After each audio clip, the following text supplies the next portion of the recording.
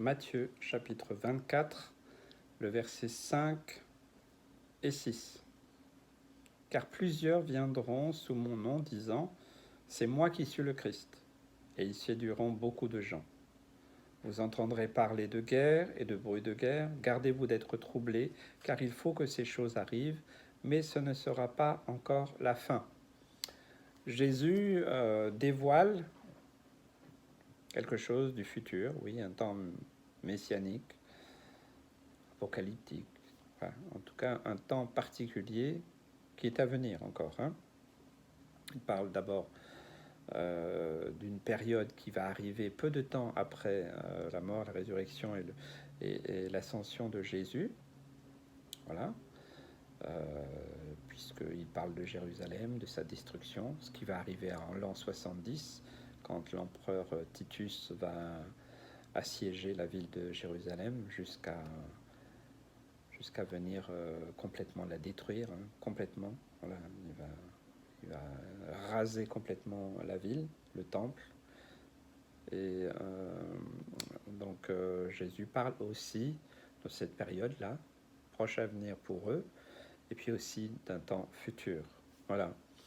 Et ça, c'est pour nous, c'est un message qui est pour nous, puisqu'on a la preuve que quand Jésus a parlé de ça, c'était pas encore arrivé, et que ce qui s'est passé en 70 a bien eu lieu, l'histoire même nous le raconte, donc nous pouvons en trouver des preuves historiques. Et puis Jésus nous parle d'un temps plus lointain, et ce temps, je pense, est à venir. On ne sait pas ni quand, voilà, puisque même Jésus ne sait pas l'heure et le jour. Mais voilà, il dit, il a cette vision claire du futur en nous avertissant qu'il y a plusieurs qui vont venir et vont dire c'est moi le Christ. Je ne sais pas si vous en avez déjà rencontré. Moi, j'en ai rencontré quelques-uns. Je me souviens à une convention il y a des années, il y a peut-être 40 ans. Grande convention, il y avait du monde, et donc des fois quand il y a du monde, c'est difficile de filtrer tout le monde, et il y a un gars qui se baladait en robe blanche et qui se faisait appeler le Christ. Bon, il a été repéré assez rapidement par les responsables, mais vous voyez, donc lui, il disait que c'était le Christ. Je me rappelle aussi avoir été une fois faire de l'évangélisation, témoignage, lors du passage du Tour de France. Et on était là en nombre, avec plusieurs églises, voilà. Et puis pendant ce temps de distribution, on a rencontré un gars aussi habillé vraiment très bizarre et qui se déclarait être le Christ. Bon, ça, c'est un petit peu, on va dire, arbitraire, c'est peut-être à la marge, c'est vrai. Je sais aussi que, pour avoir été en Israël, qu'il y a ce syndrome aussi, là, vous pouvez rencontrer dans les rues de Jérusalem des gens aussi qui font un délire mystique, et certains se déclarent comme étant le Christ. Donc Jésus nous a avertis. Pour l'instant, c'est un peu à la marge, ok. Je crois que de plus en plus, quand on regarde Internet aujourd'hui, tous ceux qui ont annoncé, qui annoncent le retour de Jésus pour telle ou telle date, ou qui disent qu'ils ont eu une révélation plus grande que l'autre, moi je suis toujours très très très prudent et même sceptique, parce que Jésus dit ils séduiront beaucoup de gens. Certains même se font appeler Dieu. Voilà. Il y a un fameux prophète africain, là, je n'aimerais pas le nom pour pas lui faire de publicité, mais voilà. Et la secte aussi chinoise, qui aussi se fait appeler Dieu, Christ. Donc c'est vraiment quelque chose d'actuel, je crois. C'est la séduction. Par ce moyen-là, c'est la séduction. Donc Seigneur veut qu'on soit gardé de la séduction. Alors certains vont faire des déductions très rapides. Oui, parce qu'il y a des guerres, il y a des bruits de guerre un peu partout sur la planète. Ça peut exploser partout aujourd'hui, c'est clair. Hein. Notre Terre est en ébullition, les nations sont en ébullition. Voilà. Mais Jésus dit il faut que ça arrive de toute façon. Voilà. Ok. Mais ce ne sera pas encore la fin. Il y aura des guerres, il y aura ce que dit Jésus au verset 8, tout cela ne sera que le commencement des douleurs. Wow. Et puis, après, la persécution vient. J'en ai déjà parlé de la persécution. Alors on vous livrera au tourment. Waouh. Et vous fera mourir. Il ne parle pas de tout le monde là. Il parle de ceux et celles qui auront suivi l'agneau, suivi le Christ, reconnu le Christ. Ceux qui ont été rachetés, dont leurs noms sont inscrits dans le livre de vie, on vous livrera. Alors, grande discussion théologique, 3 versions, 3 interprétations. Certains disent que l'enlèvement prévu par Dieu sera avant cette tribulation où on vivra tout ça.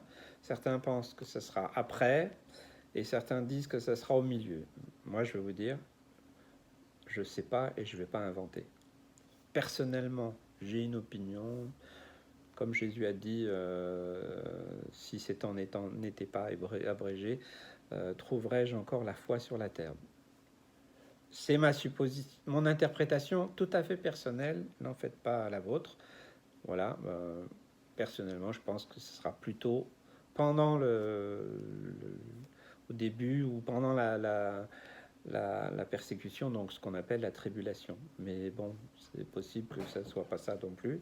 Mais ça n'a absolument aucune importance parce que la seule chose que Jésus nous demande, c'est d'être prêt. Prêt. Alors voilà. Plusieurs se succomberont, verset 10, se trahiront, se haïront les uns les autres. Plusieurs faux prophètes s'élèveront. Moi, je trouve que les faux prophètes, il y en a déjà un paquet. Hein. Il y en a beaucoup qui ont des cartes de prophètes ou d'apôtres sur la planète. Hein. Et ils séduiront beaucoup de gens. Et ça, c'est vraiment un fait de notre période, de notre génération. Parce que l'iniquité se sera accrue, la charité, donc l'amour du plus grand nombre va se refroidir. On voit bien, les hommes, les femmes deviennent de plus en plus méchants, mauvais, prêts à tout pour satisfaire leurs propres désirs. Et plus cette société individualiste, égoïste, hypocrite va prendre de l'ampleur, plus ce genre de situation sera encore de plus en plus visible. Vous savez, les gens, ils n'hésitent plus maintenant à tuer. Hein. N'importe. Vous savez que un tireur, vous pouvez payer un tireur à gage d'un pays de l'Est pour 10 euros, il va vous assassiner quelqu'un. 10 euros. C'est le monde dans lequel nous vivons, où la vie a de moins en moins de valeur. Tout ce qui compte, c'est satisfaire ses propres désirs. Et Jésus rappelle ce qu'il avait déjà rappelé dans Matthieu 10. Celui qui persévérera jusqu'à la fin sera sauvé. Et il annonce, le verset 14 est pour moi vraiment clé, cette bonne nouvelle, la bonne nouvelle du salut, du royaume, sera prêchée dans le monde entier pour servir de témoignage à toutes les nations. Alors viendra la fin. Alors bien sûr, certains disent qu'il faut que toutes les nations soient de nouveau évangélisées, qu'elles connaissent la bonne nouvelle, du salut. Voilà. Vous savez, il existe des peuples non atteints et même des sociétés missionnaires ont fait ce constat il y a peu de temps qu'il y a eu pendant, on pourrait dire, 18e, 19e siècle, début du 20e siècle, beaucoup de missionnaires qui ont répandu la parole de Dieu partout, mais que depuis le milieu du 20e siècle et jusqu'en aujourd'hui, il y a des nouvelles générations qui sont nées et qui n'ont encore jamais entendu parler de Jésus. Donc il faut de nouveau des missionnaires qui se lèvent. Et je fais un appel vraiment pour des hommes, des femmes, des jeunes hommes, des jeunes femmes, des couples, des familles. Euh, recevez, recevez de la part du Seigneur cet appel, cette mission. Apprenez des langues, des dialectes qui sont pas encore connus ou la Bible n'a pas été traduite dans leur langue. Et allez, faites ce que Jésus nous a demandé, d'aller par tout le monde. Je crois que ça peut hâter la fin. C'est que tout le monde entende de nouveau le message de l'Évangile. Mais contrairement à ce que beaucoup de chrétiens pensent et croient dans le monde entier, que ça y est, c'est fini. Non.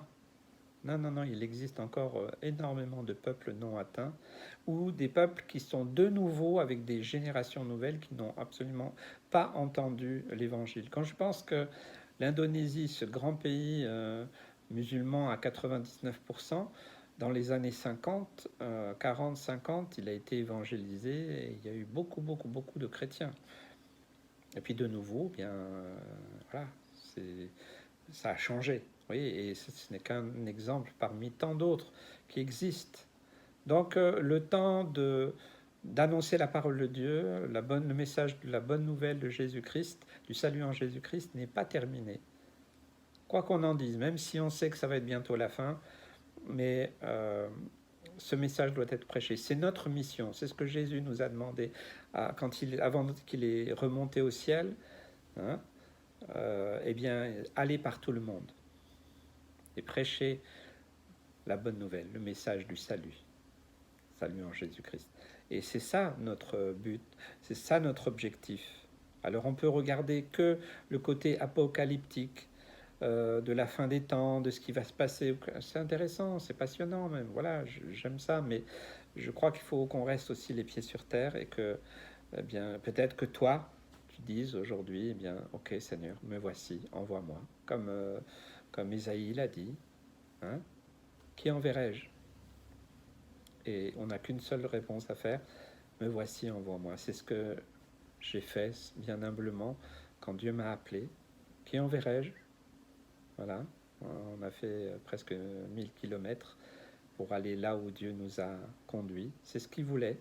Eh bien, si chacun fait ce que Dieu lui demande là où il est, alors, eh bien, ce monde sera changé, transformé, et des milliers d'âmes viendront encore à lui.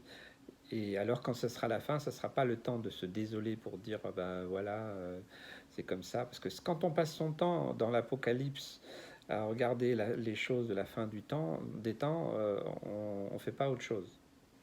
Et c'est dommage, parce qu'il y a tellement de choses à faire. C'est en tout cas de proclamer le nom de Jésus. Merci. Voilà, que Dieu vous bénisse, vous encourage, fortifie, et puis soyez vous-même la réponse de ce que Jésus demande. Soyez bénis.